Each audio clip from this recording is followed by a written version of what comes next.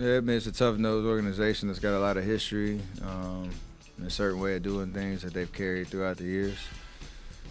Big bodies, pretty physical brand of basketball that we're no stranger to.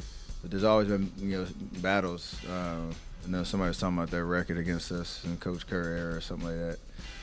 They've had some success, but it's totally different when you get into I'm excited about a playoff series where there's in-game and in-series adjustments happen, and even being in Boston in that arena with that very unique atmosphere. So it should be fun.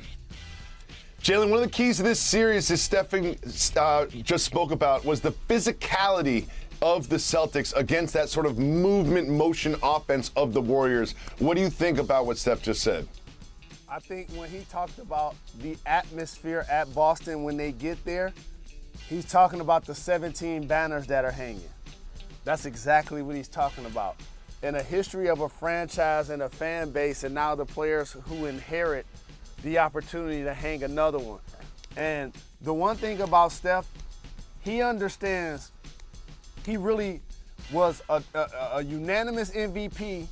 He's won it 2 times. He's won 3 championships. So he got it before KD. He would love to get one after. But you know what else he knows that he's missing? A finals MVP. And here's the thing I want to promise you, Steph.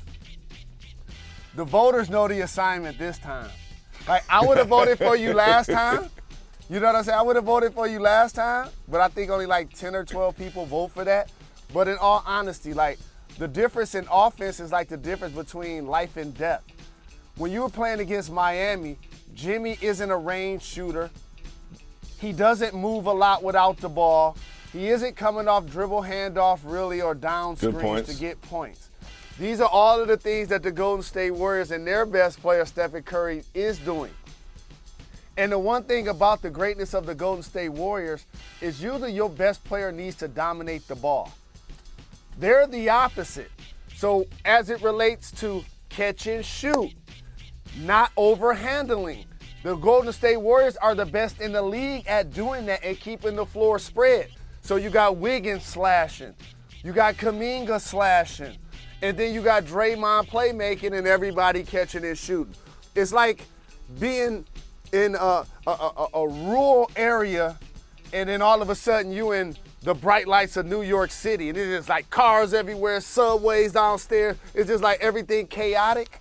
That's what the Golden State Warriors offense is like. This is going to be a total different mental makeup defensively for the Boston Celtics. And the beauty of it being the NBA Finals, I believe they're up for the challenge. And we're going to talk about a bunch of matchups, but one of the key matchups is going to be Marcus Smart guarding Stephen Curry. He has had some success when he guards Curry, and there's also some history there. Let's not forget that Marcus Smart was involved in the play that injured Steph Curry that led to him missing about a month's worth of games. Do you think Marcus Smart is up to the task of stopping Stephen Curry? He better be. And I heard some competitive shade that Steph also threw at the Celtics and at Marcus Smart for that matter. He was like, basically, I hear that they have a winning record against us, the only one in the Steve Kerr era. But they ain't in our conference and they don't see us that much and we ain't never played them in the playoffs, so that don't matter. That's basically what he was saying. And we got 3 championships and they have no playoff experience. But all of this plays. So now Marcus Smart propels from these scenarios and becomes the defensive player of the year. Like the Celtics had to reimagine their season and how they were doing things, and they add Derek White, who was terrific at playing quality minutes. You develop Grant Williams, who's playing good minutes. Time Lord has been in and out of the lineup. I saw him limping. So I'm glad Robert Williams III get a few days because he's going to need them. But again, Marcus Smart is a barometer, Jacoby, because Steph is a splash, he's a crash type of point guard. They're doing it in different ways, right? Smart is out there to defend. Steph is out there to have unlimited range. And so this is going to be terrific for Smart as a challenge because each time, Clay's catching shooting, pulls off the dribble. Yep. Clay's, Steph Curry is catching shooting off the dribble. So for the Celtics, their defense is going to be challenged, but Jaylen Brown has stepped up defensively. Jason Tatum has stepped up defensively. I mentioned White. I mentioned Smart. And then they're big, switch well with Al Horford and Time Lord blocking at the rim. And so they're going to be ready for the challenge. It's going to be a great defensive and offensive matchup by both teams. Another key matchup that we need to highlight are Draymond Green and Al Horford's impact on these teams. Both of those players might not have the stats that some of the stars on the team have, but they have the impact that anyone else has on the team. As you saw that block right there, one thing I want to point out about this block is he got a broken pinky. Like we've seen this replay so many times. Look at that pinky.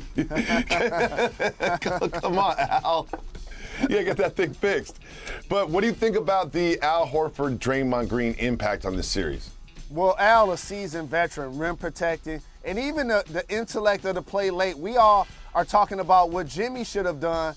Al allowed him to shoot that and then contested it and then got the rebound, by the way. And so for Draymond, he's required to lead their team defensively and to lead them in assists, right?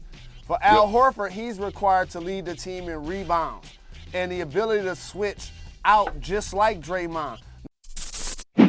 Thanks for watching ESPN on YouTube. For live streaming sports and premium content, subscribe to ESPN Plus right now.